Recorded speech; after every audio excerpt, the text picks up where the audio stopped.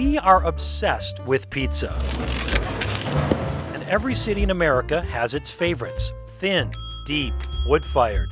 So many options. That's a long story. How do you separate the pros from the imposters? It's not a simple answer. That's where I come in. Optimal bite ratio. Journalist, author, pizza podcaster, and tour company founder.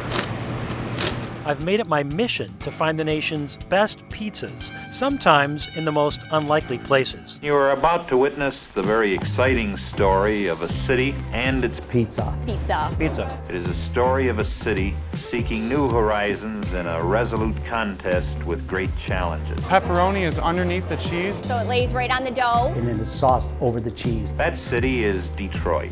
On this episode, we're in the Motor City to learn how a deep rectangular pan gave local Sicilians the inspiration to create a completely unique pizza. Hey, Chicago's not the only city with a deep dish pie.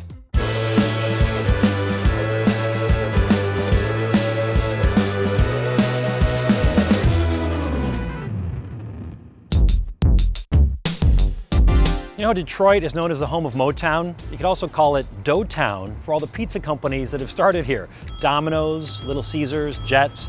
And there's no denying Detroit-style pizza has been sweeping the nation.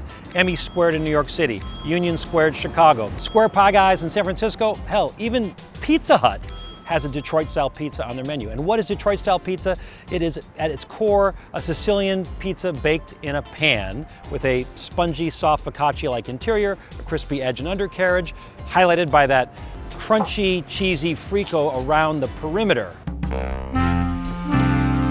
And it all started here at Buddy's Rendezvous Bar in Hamtramck, just north of downtown Detroit, in 1946 by a guy named Gus Guerra, who got the recipe from his mother-in-law. Crucifissa pasta l'acqua. Marie Guerra Easterby is Gus Guerra's daughter. My mom's uncles owned the building called Buddy's, and Dad bought into it in 1944 for about $2,300, and it was a bar. Grandma decided that with 3 partners in there, you can't make enough money on beer and whiskey, so she asked him to add some food. So they discussed it and decided that she would teach him her Sicilian pizza recipe. She bought some square pans at these hardware stores and she was baking them in these square pans. My dad thought that might be a good idea to make the pizzas in them.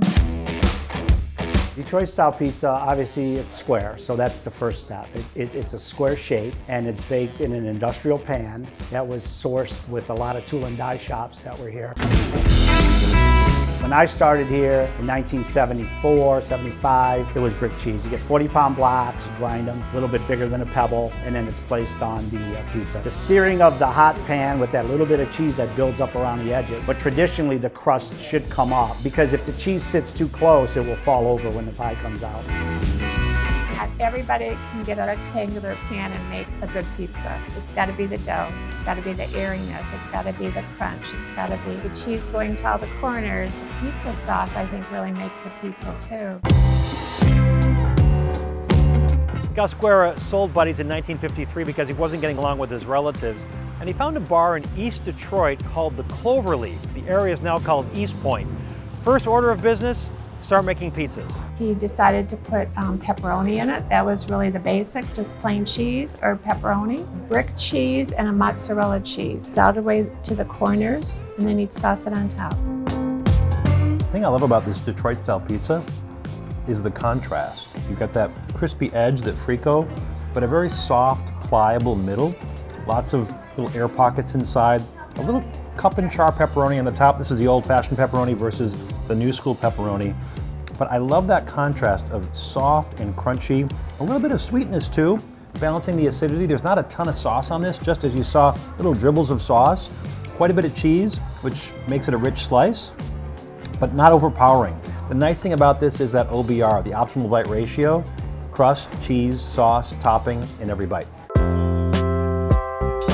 Another part of the story involves a bar called Shields, which has been around since the 1930s. Well, they never served any food back in the day until the 1950s, when they hired a chef by the name of Louie who had worked in the kitchen at Buddy's. So guess what he started adding to the kitchen at Shields? Pizza, of course, just like he learned to make while at Buddy's. After Shields, Tortois opened his namesake, Louie's, which occupies a retro space in Hazel Park the size of a bowling alley.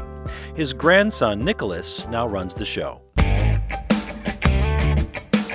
Louie is my grandfather, Louie Turtois. Most people believe he would be the pizza king of Detroit. My grandpa worked alongside him, all of them. Okay. My grandpa worked hand in hand with Gus Jr.'s father. The thing I like about Louie is, first of all, the sauce. Big difference here. It's a thin sauce when it's applied, but as it bakes in those hot blodgett ovens, it reduces and concentrates. They also put plenty of sauce on this pizza. A lot of the places in Detroit are just doing a little dab or a little dollop or a little one stripe or two stripes. They actually cover the pie here. Also, the crust is fantastic, ratio is great, OBR in effect, that's optimal bite ratio, and a delicious pizza. In 1978, brothers Eugene and John Jett got in on the action. They opened their first store here in Sterling Heights, Michigan, calling it Jett's Party Shop and Pizzeria. They got rid of the party shop, and now the pizzeria is in 19 states. In the mid-90s, Sean Randazzo and his mom were operating a Cloverleaf carryout here in a mall in St. Clair Shores. Sean had been tweaking the recipe for a number of years, and in 2012 ended up going to Las Vegas to compete at the Pizza Expo. He ended up winning World Champion Pizza Maker that year, and everything changed because they bought out the franchise. They created a new company called Detroit Style Pizza Company with a distribution center. They would sell pans and frozen pizzas and dough mixes, and things were rolling along for a number of years until the end of 2020. Sean had been battling brain cancer, dying at the age of 44. Well, his wife Carrie and his mom continue running the business, carrying on his legacy.